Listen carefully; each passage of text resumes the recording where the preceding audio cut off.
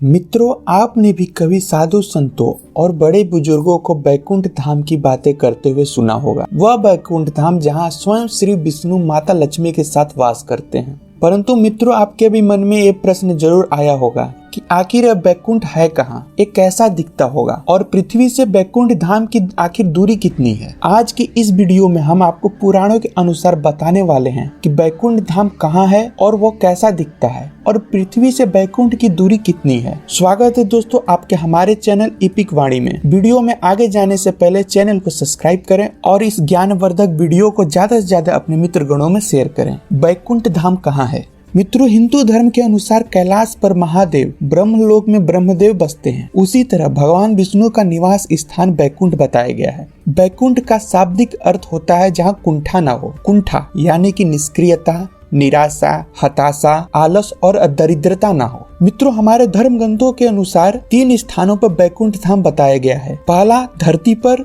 दूसरा समुद्र के बीच में और तीसरा स्वर्ग के ऊपर। तो सबसे पहले ये समझते हैं कि हम और आप जिस धरती पर रहते हैं वहाँ बैकुंठ कहाँ है। शास्त्रों के अनुसार धरती पर स्थित बद्रीनाथ, जगन्नाथपुरी और द्वारिका को हम धरती का बैकुंठ कहते हैं। कहते हैं कि स्वयं श्री नारायण ने सतयुग काल में बद्रीनाथ की स्थापना की थी, जबकि द्वारिका धाम की स्थापना स्वयं भगवान विष्णु श्री कृष्ण ने की थी। अब मित्रों, बारी आती है दूसरे बैकुंठ धाम की, यानी कि जो समुद्र पर्वत के बीच में स्थित है। कहते हैं भगवान श्री कृष्ण ने द्वारिका के अलावा एक और नगर की स्थापना की थी जो अरावली पर्वत की श्रेणियों में स्थित थी। ये ऐसा बैकुंठ धाम है जहाँ सिर्फ साधक यानी जो सिर्फ प्रभु की आराधना करते हैं वो लोग ही रहते हैं। अब बारी आती है तीसरे बैकुंठ धाम की, यानी कि वो बैकुंठ धाम जहाँ स्वयं श्री हरि माता लक्ष्मी के साथ विराजमान है, जहाँ पहुँचना ही मोक्ष कहलाता है, जहाँ इंसान मृत्यु के बाद ही जा सकता है। भगवत पुराण के अनुसार बैकुंठ का स्थान ध्रुव तारे की ओर है। पृथ्वी के हर स्थान से यह तारा उत्तर दिशा में ही नजर आता है। पृथ्वी से यह ध्रुव तारे की दूरी करीब 434 प्रकाश वर्ष यानी करीब 4000 खरब किलोमीटर से भी ज्यादा दूरी पर है। भगवान विष्णु ने ही अपने परम भक्त ध्रुव के नाम पर इस स्थान का नाम ध्रुवलोक रखा था। ध्रुवलोक के बाद आता है महरलोक। ध्रुवलोक से करीब 1 करोड़ योजन की दूरी पर स्थित है महरलोक। महरलोक कहा जाता है स्वर्ग का ही एक भाग है। इस लोक का वातावरण बेहद ही खुशनुमा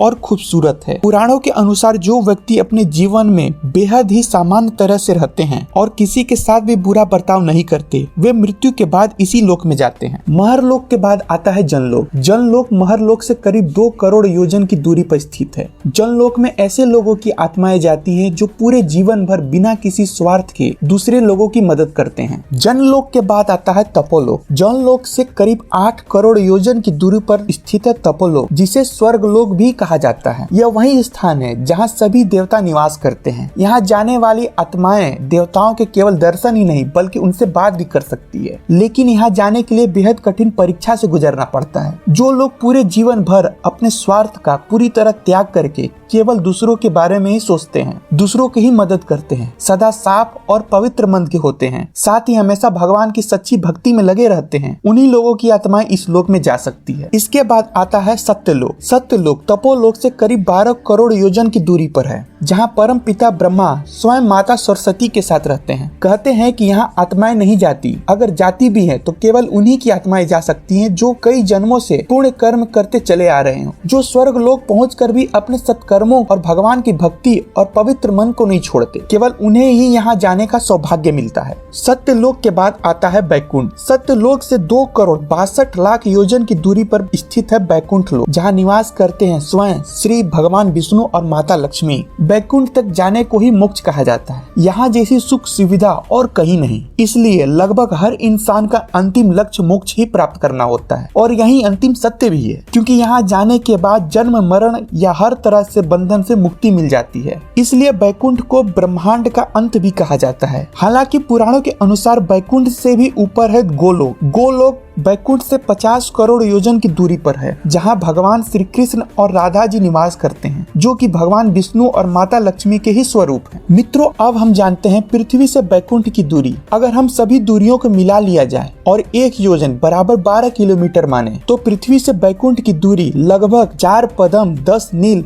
10 खरब किलोमीटर से भी ज्यादा की दूरी है। फिलहाल हम इस अंतरिक्ष में 39,000 किलोमीटर प्रति घंटे की रफ्तार से ही सफर कर सकते हैं। अगर हम इससे कई गुना ज्यादा स्पीड से बैकुंठ तक की यात्रा पर निकलेंगे तो हमें करीब 12 से 14 लाख सालों का समय लग जाएगा। यानी आज की टेक्नोलॉजी के हिसाब से हम बैकुंठ तक पहुंच ही नहीं सकते। लेकिन हम सब यह आज तक सुनते आए हैं कि नारद जी नारायण नारायण का जाप करते हुए भी सभी लोगों की यात्रा करते रहते हैं। वहीं गुरु वशिष्ठ, विश्वामित्र आदि जैसे महान ऋषि भी सशरीर कई बार पृथ्वी से स्वर्ग लोक तक की यात्रा करते थे और वहां होने वाली सभाओं में हिस्सा भी लेते थे। जैसे राजा हरिश्चंद्र की परीक्षा लेने का विचार पृथ्वी लोक से वशिष्ठ और विश्वामित्र आदि को बुलाकर स्वर्ग लोक में ही बनाया गया था। दरअसल ये सभी ऐसा इसलिए कर पाते हैं क्योंकि उन्होंने अपने तपोबल से मन की गति से कहीं भी आने जाने की शक्ति प्राप्त कर ली है। इसलिए वे कुछ ही मिनटों या घंटों में पृथ्वी से इन लोकों तक की यात्रा कर लेते हैं। यानी भौतिकता या टेक्नोलॉजी के सहारे तो कभी नहीं, लेकिन धर्म,